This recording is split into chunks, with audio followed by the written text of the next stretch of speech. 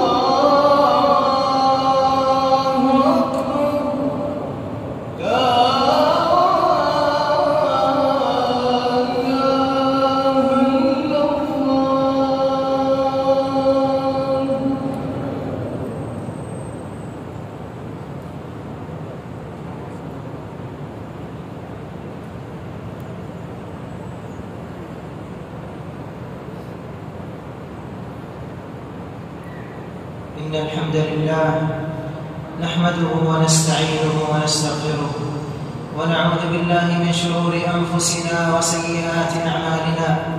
من يهده الله فلا مضل له ومن يضلل فلا هادي له، وأشهد أن لا إله إلا الله وحده لا شريك له، وأشهد أن محمدًا عبده ورسوله وصفيه وخليله وأمينه على وحيه. ما ترك خيرا إلا دل الأمة عليه، ولا شرا إلا حذرها منه، فصلوات الله وسلامه عليه وعلى آله وصحبه أجمعين. أما بعد، فاتقوا الله عباد الله، وعظموه وراقبوه وأطيعوه. يا أيها الذين آمنوا اتقوا الله حق تقاته ولا تموتن إلا وأنتم مسلمون. عباد الله، إن من محاسن ديننا الحنيف ومقاصده وقواعده العظيمة التي جاء بها حفظ ضرورات 5 لا غنى للإنسان عنها، وهي الدين والنفس والعقل والنسل والمال. ومن تلك الضروريات 5 التي جاءت الشريعة بالمحافظة عليها حفظ النفس من كل ما يؤدي إلى إهلاكها أو إلحاق الأذى بها، فلهذا عظمت قتل الأنفس المعصومة بغير حق، ولهذا عظمت قتل الأنفس المعصومة بغير حق فحرمتها وشددت النهي فيها وتوعدت على ذلك أعظم الوعيد. قال سبحانه: ومن يقتل مؤمنا متعمدا فجزاؤه جهنم خالدا فيها وغضب الله عليه ولعنه وأعد له عذابا عظيما. وقال صلى الله عليه وسلم: إن دماءكم وأموالكم وأعراضكم عليكم حرام كحرمة يومكم هذا في شهركم هذا في بلدكم هذا، متفق عليه. وقال صلى الله عليه وسلم: لن يزال المؤمن في فسحة من دينه ما لم يصب دما حراما، رواه البخاري. عباد الله، ومن حفظ الشريعة للنفس أنها حرمت قتل الإنسان نفسه.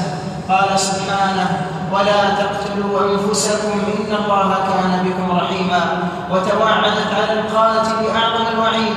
قال صلى الله عليه وسلم: من قتل نفسه بحديدة فحديدته في يده يتوجأ بها في بطنه في نار جهنم خالدا مخلدا فيها أبدا.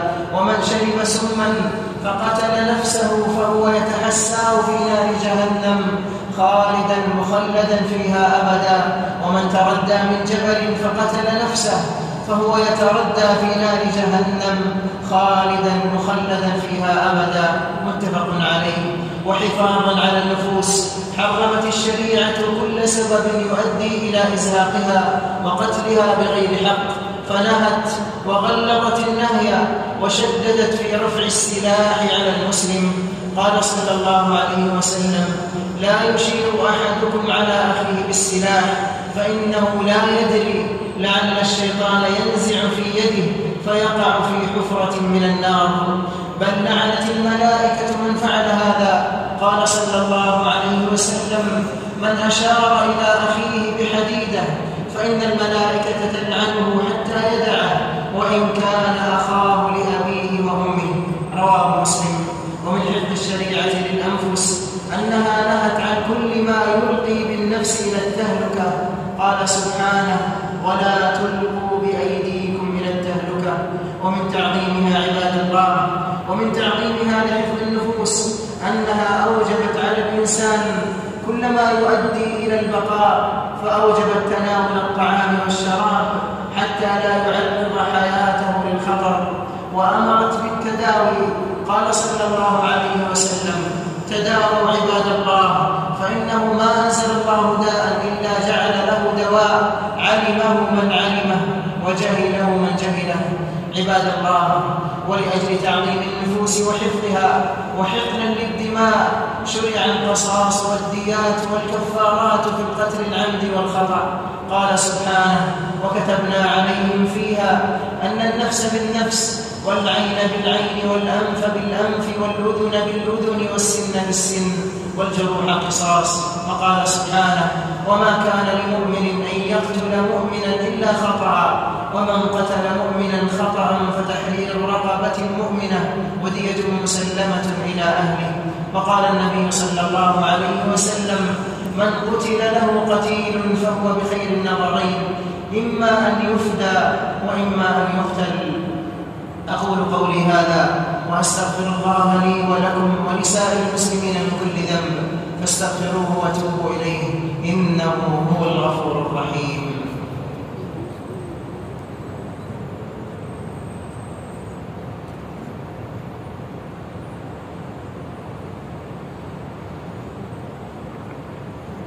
الحمد لله معز من أطاعه مذل من عصاه، وأصلي وأسلم على من بعث بشيرا ونذيرا صلى الله عليه وعلى آله وصحبه أجمعين.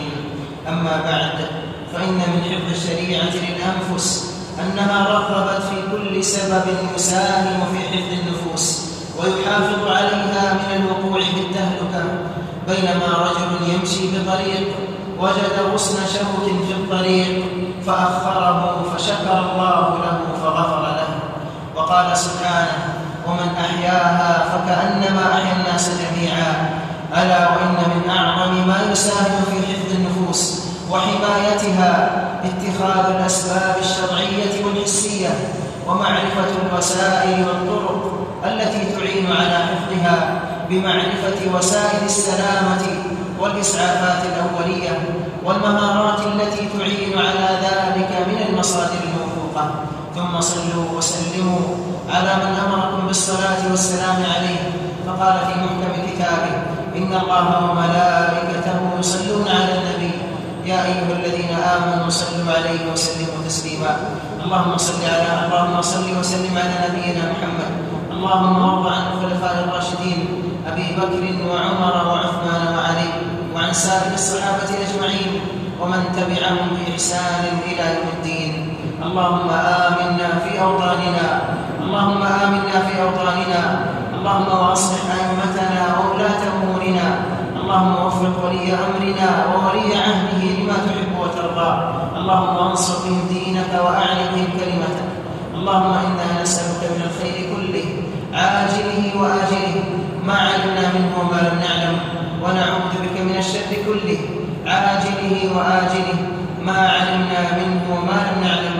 اللهم لا تدع لنا في مقامنا هذا ذنبا إلا غفرته، ولا هما إلا فرجته، ولا مريضا إلا شفيته، ولا دينا إلا قضيته. اللهم اشف مرضانا ومرضى المسلمين. اللهم آت نفوسنا تقواها وزكها أنت خير من زكاها، أنت وليها ومولاها. اللهم ربنا آتنا في الدنيا حسنة وفي الآخرة حسنة وقنا عذاب النار.